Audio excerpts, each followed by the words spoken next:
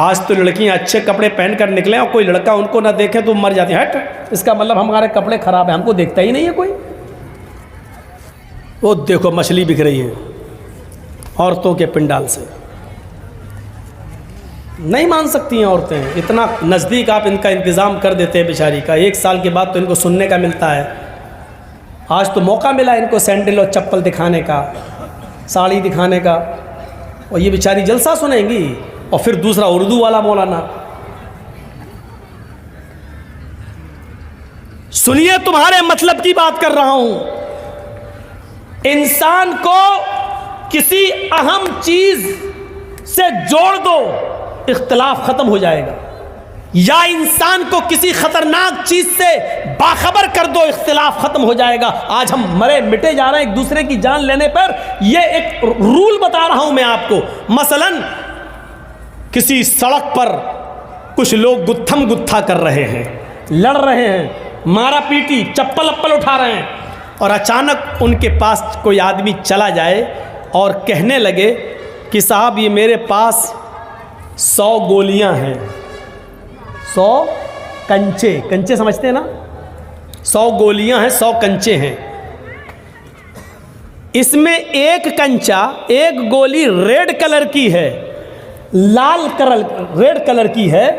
मैं इन 100 गोलियों को हवा में उछाल कर फेंक रहा हूं, लेकिन लाल रंग की गोली पर 1 लाख रुपया मैंने इनाम रखा है। यानी जिसको लाल रंग की गोली मिलेगी वो 1 लाख रुपए हक का हकदार होगा, उसको मैं 1 लाख रुपए दूंगा। और ये कहकर आप उस गोलियों को आप उछाल दीजिए हवा में, और जैसे ही आप उछालेंगे, यहाँ जो झगड़ा कर रहे थे, गुत्थम गुत्ता हो रही थी, मारधाड़ हो रही थी, वो सब मारधाड़ भूल जाएंगे। ये भी भूल जाएंगे कि किस बात पे हो रही थी। सब एकदम उस गोली, और सबकी नजर उस लाल रंग की गोली पर होगी, जबकि गोलियां और भी हैं वहां पर, लेकिन दूसरे रंग की गोलियों को कोई नहीं उठाएगा, सिर्फ लाल रंग की गोली पर टूट पड़ेंगे। क्योंकि मकसद क्या है, इस पर इनाम है। इस गोली को उठाएंगे तो 1 लाख रुपया मिलेगा। दुनिया में बहुत से जंजालों में हम फंसे हुए हैं। हमारी नजर अगर जन्नत पर लग जाए कि हमें ये काम करेंगे तो जन्नत मिलेगी, अगर उसको जन्नत से जोड़ दिया जाए, जन्नत की नियामतों से, तो इंसान दुनिया में सारी बातें भूलकर, सारे झगड़े खत्म करके उस जन्नत को पाने की फिक्र करने लगेगा। जैसे एक गोली को पाने के लिए वो सारी गोलियां छोड़ देगा, उसी तरीके से जन्नत को पाने के लिए इंसान दुनिया की सारी मोहब्बत को कुर्बान कर देगा, लेकिन जन्नत को पाएगा। मेरे भाइयों, लेकिन उस जन्नत का नक्शा अच्छी तरीके से बताने वाला कोई हो, समझाने वाला कोई हो, माइंड में उतारने वाला कोई हो। आज क्या वजह है कि 100 गोलियां फेंकी जाती हैं और लाल रंग की गोली पर हमारी नजर होती है, और गोलियां हम नहीं उठाते हैं? क्यों? क्योंकि लाल गोली पर 1 लाख रुपए का इनाम है। हर आदमी चाहता कि हमें इनाम मिल जाए। फिर क्या बात है कि नमाज पढ़ने पर जन्नत मिल रही है, रोजा रखने पर जन्नत मिल रही है, सूद और ब्याज और लॉटरी को छोड़ना, हराम कमाई को तर्क कर देने पर जन्नत मिल रही है। फिर क्या बात है कि हम उसको लेने के लिए दुनियावी चीजों को छोड़ नहीं पा रहे हैं और जन्नत को हासिल नहीं कर पा रहे हैं? मेरे प्यारे साथियों, वजह क्या है? वजह क्या है?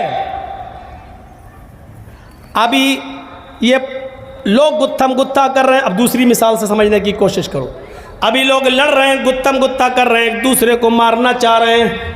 इतने में मौलाना जर्जी साहब एक पिटारा लेकर उनके बीच पहुंच जाते हैं।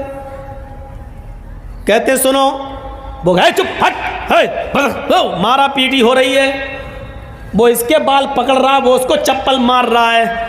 जर्जी साहब ने अपना पिटारा खोल दिया और पिटारे में से एक जहरीला सांप निकलता है और वहीं कूद जाता है, उछलता है। अब आप ये बताइए कि उस जहरीले सांप को देखकर वो गुत्थम गुत्था करने वाले, लड़ने वाले क्या करेंगे? वो अपनी लड़ाई भूल जाएंगे। अरे जब तुम एक दूसरे को मार ही रहे थे तो सांप भी तो सबको मार नहीं आया है, फिर तुम लड़ाई छोड़ के क्यों भाग रहे हो?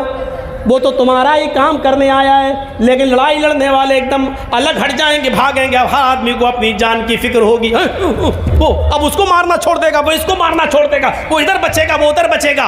कहा नहीं नहीं नहीं नहीं मेरे प्यारे साथियों, इस दुनियावी झमेलों में बहुत कुछ है। अगर उनके सामने अज़ाब जहन्नम का तज़किरा कर दिया जाए और जहन्नम के अज़ाब को बता दिया जाए, कैसा करोगे तो ये अज़ाब, ये करोगे तो ये अज़ाब, फिर इंसान दुनिया में फिर किसी को बर्बाद न करे, फिर अपने आप को जहन्नम से बचाने की फिक्र करने लगेगा। लेकिन शर्त यह कि जहन्नम का मंजर बताने वाला कोई होना चाहिए और माइंड में उतारने वाला होना चाहिए।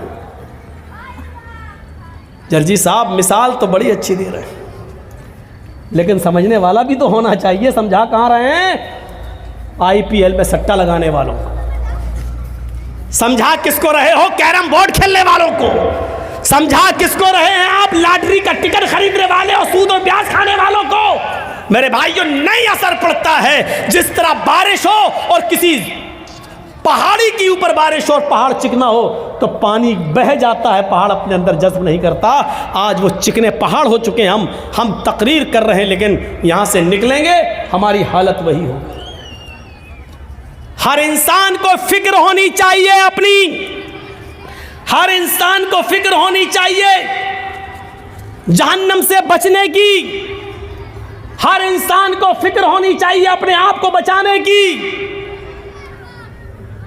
शायद आपको याद होगा, और ना याद हो तो मैं आपको लेके चलता हूं सन 1979 की तरफ। आइए थोड़ी सी हिस्ट्री की बात भी कर लेते हैं।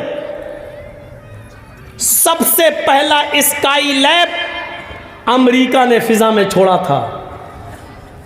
सबसे पहला स्काई लैब आसमान की बुलंदियों की तरफ अमेरिका ने छोड़ा था। सन 1979 के अंदर, सन 1979 के अंदर 79 में अमेरिका ने पहला स्काई लैब छोड़ा था, जिसका वजन, जिसका वेट 80 टन था। 80 टन। आसमान की काफी बुलंदियों पर पहुंचने के बाद स्काई लैब ने अपना कनेक्शन मुनक़ता कर लिया। दुनिया के जिस सिस्टम से स्काई लैब आसमान की बुलंदियों पर जा रहा था, उस सिस्टम से वो कट जाता है। यानी स्काई लैब पर इस सिस्टम का कंट्रोल खत्म हो जाता है। अमेरिका ऐलान करता है स्काई लैब से हमारा कंट्रोल खत्म हो चुका है। अब 80 टन का स्काई लैब जमीन के किसी भी हिस्से में गिर सकता है, किसी के भी ऊपर गिर सकता है, वो जमीन के किसी भी हिस्से में आ सकता है। यकीन मानिए 79 को जब ये ऐलान किया जा रहा है, इंडिया भी, पाकिस्तान भी, बांग्लादेश भी, नेपाल भी, यूरोप भी, एशिया भी, हर आदमी परेशान था, हर मुल्क परेशान था। 80 टन का स्काई लैब जब गिरेगा तो क्या हाल होगा? हर आदमी की रात की नींदें उड़ गई थी, हर मुल्क बेचैन था कि ये गिरेगा जमीन के ऊपर तो क्या होगा। मेरे भाइयों, वो जाना चाहे तो छिपे कहां, क्योंकि स्काई लैब उधर भी गिर सकता था। मेरे भाइयों, एक स्काई लैब के आसमान से, सिस्टम से मुनक़ता हो जाने की खबर को सुनकर पूरी दुनिया बेचैन हो जाती है। एक 80 टन के स्काई लैब को उससे रिश्ता मुनक़ता हो जाने के बाद दुनिया की नींद उड़ जाती है कि स्काई लैब अगर हम पर, हमारे बच्चों पे गिर गया तो क्या होगा। मेरे भाइयों,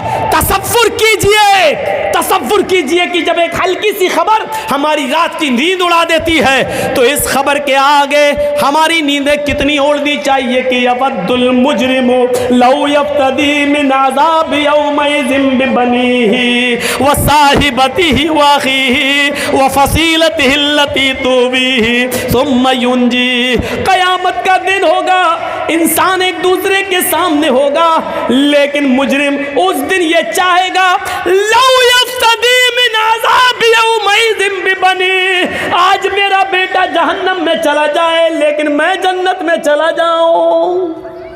कितनी बड़ी खबर है। कुरान पढ़ते हो, अभी रमज़ान का महीना आ रहा है, तरावी होंगी, सुन लेना।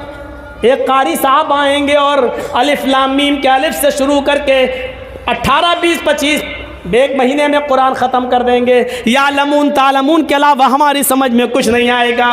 एक तरफ कुरान ये भी सुन लिया, लेकिन एक तरफ ये भी सुनो, लौ यफ्तदी मिन अज़ाब यौमइज़िन बिबनी। जिस बच्चे का फीवर और खांसी और पेट का दर्द हमें सोने नहीं देता था, लेकिन क़यामत के दिन हम मुजरिम हैं, लेकिन हम चाहेंगे कि मेरा बेटा जहन्नम में चला जाए लेकिन मैं बच जाऊं।